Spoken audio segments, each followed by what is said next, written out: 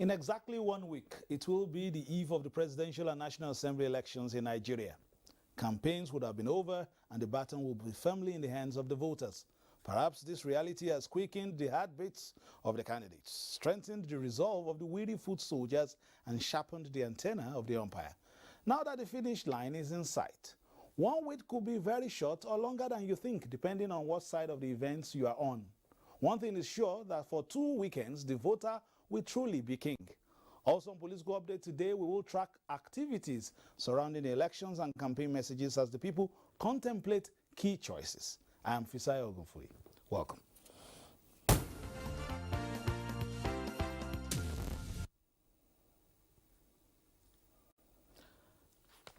We'll take the first story. Now, elections will not hold in 240 polling units in 28 states and the Federal Capital Territory, as no voter indicated interest in these centers.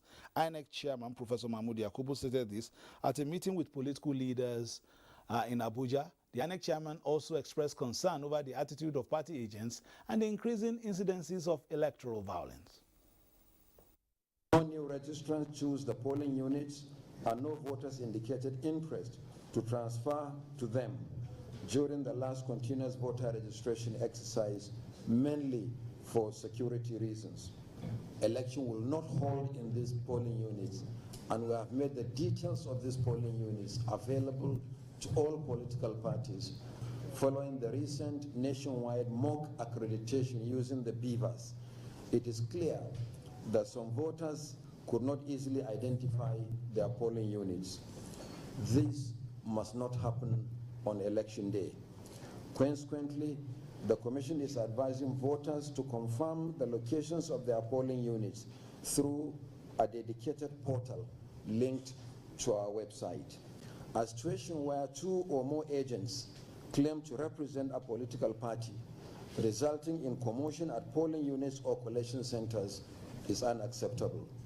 I also call on the security, intelligence, and law enforcement agencies to arrest, investigate, and prosecute anyone involved in violent conduct, including incendiary statements capable of inciting the public and causing a breach of the peace contrary to the provisions of the Electoral Act.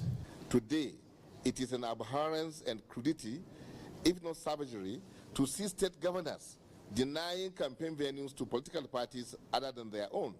This is crude, undemocratic, primitive, and uncivilized. And with just about 1 week to the presidential and National Assembly elections, opposition coalition of united political parties is urging the election management body, that is INEC, and security agencies to be on the lookout to bring violators of the electoral guidelines to book. The coalition believes such a move will bring sanity to Nigerian politics. On this note, that we invite election observers, both domestic and foreign, to note the federal constituency election as a flashpoint. Particularly, we invite the European Union, United States Embassy, the British High Commission, Canadian Embassy, all other accredited observer groups to ensure that they deploy to Idiato and South North and South local government areas on the 25th of February 2023. We also invite the National Security Advisor, Inspector General of Police, the Director General of the State Security Services, and indeed all heads of security agencies and the Interagency Consultative Committee on Election Security to note Idiato as a flash point. A non-governmental organization, the Policy and Legal Advocacy Center, PLAC, has unveiled an Electoral Act web and mobile app ahead of the general elections. The Policy and Legal Advocacy Center's Electoral Act app contains the complete text of the Nigerian Electoral Act passed in 2022. It comes in a web version as well as Android and iOS mobile versions and simplified explanations for every section of the law, relevant court decisions that interpret the provisions and demonstrate its practical application. The Electoral Act is important for all of us, and we know that this is a milestone election. 2015 was a milestone election for us in this country, and we saw the first transition of power from an incumbent to an opposition leader, and the whole country rose very proudly to say, yes, we did have a great election in 2015, and we are going to be having a milestone election in 2023 as well, because you quite frankly can see that it's going to be a well-contested election. And the hope we all have is that that contest will reflect in an outcome that we can all proudly say, yes, we contributed to it. The Electoral Act app is reference to additional reading materials for researchers with an overall objective to disseminate the provisions of the law to the public and ensure citizens have it in a readily accessible format. Wilfred Bonse, governorship candidate of the New Nigerian People's Party in Cross River State, is our guest on Political Update this week. Ambassador Bonse was earlier in our studio in the course of the week to discuss Cross River politics and the race to Cross River Government House. The mood is very upbeat and optimistic. The reason is because there has never been the desire for a new Nigeria as there is now. Everything, I don't want to sound cliche, it has gone south, even though we're in the south state. and everybody is looking for a real change that we can believe in. And so everybody is keen into this, if for nothing, at least, to give the polity a lift, so to say. We've tried the two big parties and nothing has come forth out of it. So here NMPP has come. All right, let's ask from your, give us a big background to yourself professionally and what gave you this desire to present yourself for public office. All right, I'm a financial and management consultant, thoroughbred professional who, up till recently, shied away from politics. But then the patriotic person in me has decided that if we don't stand up to be counted, then at the end of the day, history will be unfair to us. So the state needs fixtures, the state needs people to stand up and make things happen. And I think that I have what it takes to lift the state from where it is now to the place it ought to be. And so I'm offering my services to my people. From being one of the iconic locations in the country, quoting you said some things have gone south. How do you intend to rejuvenate what you have termed the ailing structures of your state, and how can it bounce back at least to relevance? To start with, okay, we do not really need the funds of government to achieve that. You have simple models, simple templates that have been used all around the world. There's the build, operate, and transfer. There's the build, operate, and own models that have built places like the UAE and the likes. And for God's sakes, all they need is to find capable hands that they can trust, and we can drive in the FDI. I once said that it is time to take Cross River to the world and bring the world to Cross River. So we intend to use leverage on our partnerships abroad to bring in funds for the massive development of Cross River, starting from day one. All right, let's begin to look at the low-hanging fruits and the sectors that you intend to impact the shorter time possible. Let's start, for instance, from a sector dear to a lot of people's hearts in Cross River, and that is agriculture. How do you intend to perhaps resuscitate that sector and convert the passion of people to profit? Yeah, well, to start with, by the time the elections are over, we have at least 2 months plus to swearing in. We intend to swing into action immediately. We win, God willing, and then bring in our friends, to be on cue so that we can at least establish one industry per local government. We have 18 local governments, zoning in on the key crop of each local government for productivity as well as enhancement of value, which of course your guess is as good as mine, will change the entire economic structure of the place. And maximize the value of the crop, and also lift us up there. So, in terms of the know-how, your people are known to be, a lot of agrarian communities there, but moving into mechanized, in terms of even getting the buy-in of peasant farmers into this, won't they feel perhaps threatened by the machinery that you may be bringing into their locale? Not at all. As we speak, we have clusters of cooperative trainees, if you like, who we, in partnership with the UNDP, as we speak, giving the requisite training to, as well as helping further, with funds, so that they could integrate themselves into this massive explosion in the agri sector.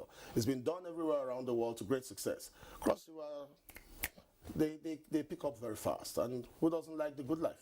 So they will pick up very fast, including the areas like the kind of farming techniques that are not alien to us, greenhouse farming and all of that. We have all of it, and we intend to make it. We know how to, and we'll make it work. Before we came to the studio, we were talking about perhaps what used to be a prominent feature of that state, which is the education sector.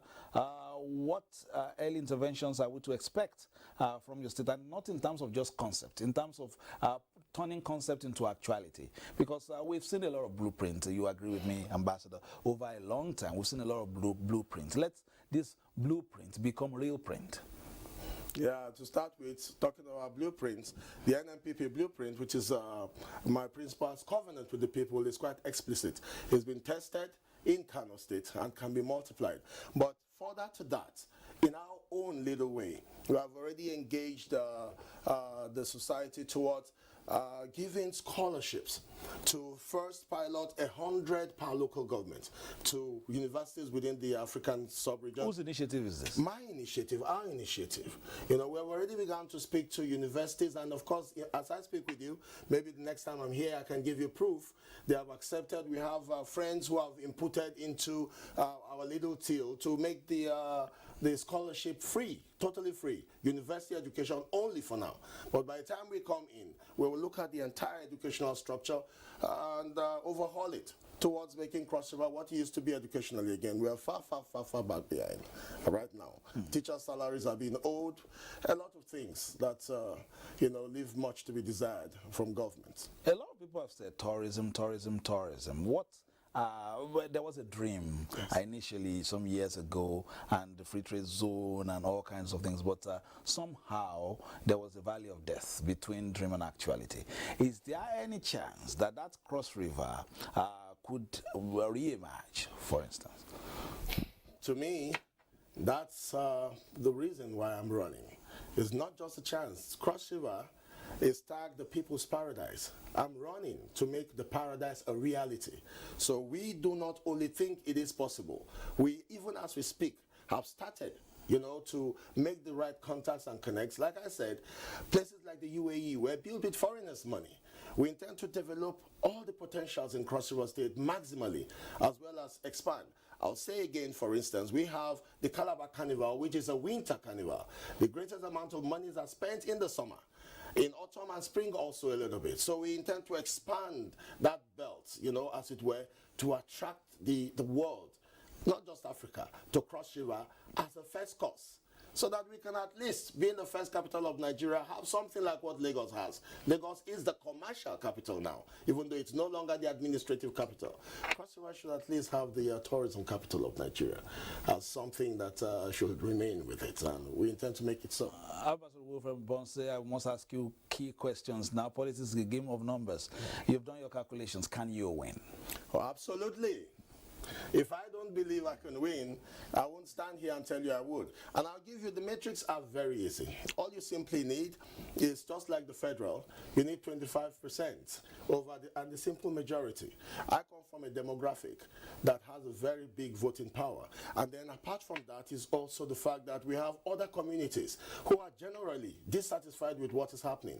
In fact, they have reached out to me. Very eminent persons who I would not mention on air have reached out to me, pledged their support, because they are dissatisfied with what has become the norm in Cross River State. So with the next 2 or 3 weeks we have, it will be evident even to the blind that the party to beat is the NNPP.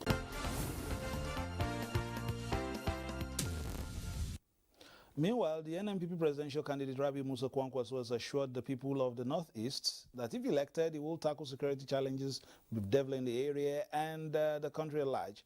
Kwankwaso was speaking when he paid homage to the royal fathers in Borno, Yobe, and Gombe states. New Nigeria People's Party's presidential candidate Rabi Musa Kwankwaso arrived in Maiduguri, the Borno State capital, received by supporters and party loyalists. Kwankwaso then proceeded to Shehu Borno's palace, where he briefed the royal father on the plans he has for the country. Our government, if elected, will enhance the security architecture and improve their welfare so as to adequately protect the integrity of this country. If you have been given the mandate, we need roads infrastructure in Maiduguri. In Damaturu, Yobe State, the presidential candidate intimated the Emir Alhaji Shehu Hashimi II, Ibn Umar Al-Amin El-Kanemi, on his plans to turn around the education system for better, as he did in Kano State, where every child is given equal opportunity. The emirs of Fika and Potiskum also received the presidential candidate in their palaces, where he assured the royal fathers of unbiased government if elected. While in Gombe, the presidential candidate Rabiu Musa Kwankwaso was at the palace of Abubakar Shehu Abubakar III, the Emir of Gombe, promising to revitalize the economic fortunes of the state and address unemployment among youth. Kwankwaso then presented his blueprint to the Emir.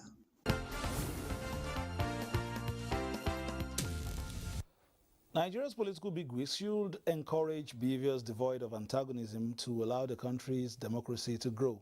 APC presidential candidate Bola Ahmed Tinubu said this during his courtesy call on Governor Seyi Makinde of Oyo State before the APC presidential and governorship campaign rally in Ibadan. After an initial postponement, the APC presidential campaign train was finally in the pace-setter state to convince the more than 3.2 million registered voters here for support. The rally turned out to be a carnival as party loyalists gave an expression to their optimism with their turnout, welcoming their presidential candidate at the iconic Makbo Square.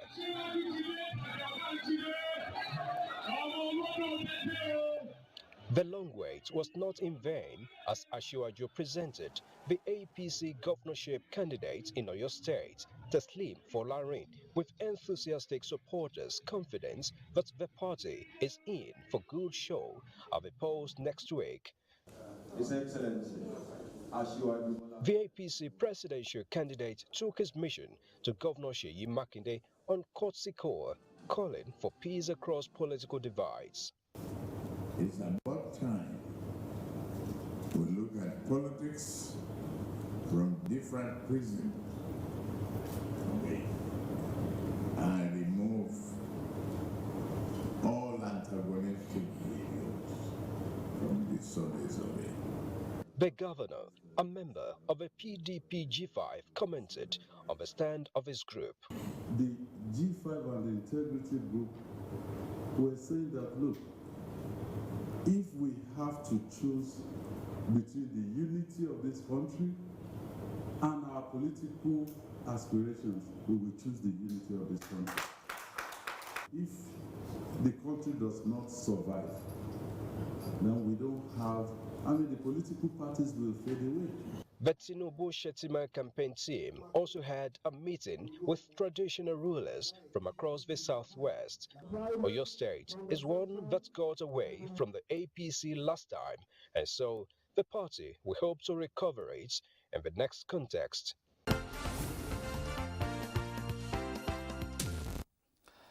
The People's Democratic Party PDP's presidential candidate Atiku Abubakar has promised scholarship to 50 youths from crossover states who are willing to access tertiary education if elected president. Wife of the presidential candidate Ajia Titi Abubakar announced the scholarship scheme at a town hall meeting in Calabar. Conversing support for her husband, Mrs. Amina Abubakar says the PDP presidential candidate had made a covenant with Nigeria to end insecurity in the country and restructure the nation. Atiku is a unifier. Atiku does not want to experiment with Nigerians. Are we going to rescue this Nigeria? Who? Nigeria! When you live here, don't carry and put for your heart. Carry your mouth, spread the gospel. Let us focus on the real performance when it comes to performance. not social media. Speaker after speaker at the town hall meeting harped on the importance of voter education, especially in the rural communities, to enlighten the electorate on why their votes must count. The World Clev founder assures Nigerians that her husband will wipe away their fears if elected in the February 25th general election. About 120 decampees were received into the PDP fold. The presidential candidate of the Accord Party, Professor Christopher Imumole, has described the introduction of the redesigned Naira note as a welcome development. He, however, made some observations about the execution of the plan while making an appeal to the citizenry.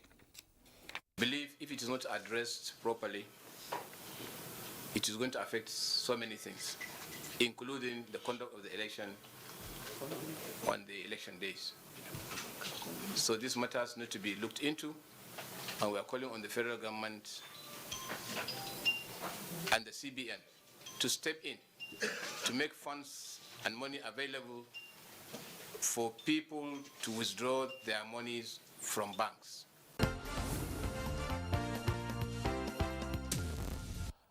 That was the chairman of the party, I beg your pardon. That's how we end it today on Political Update. It's just a week and a day to D-Day, so get your PVCs ready. Don't use your fist, use your thumb to define your future. The next 4 years counts on that. My name is Fisai Ogunfui. Thanking you for staying tuned. All the best. Enjoy the rest of your weekend and keep it locked with Nigerian Television Authority for news, reviews, previews, and interviews. Watch out for next week. We'll be having the countdown to election day, so join us every day. Fisai Ogunfui is my name. All the best. Enjoy the rest of your weekend.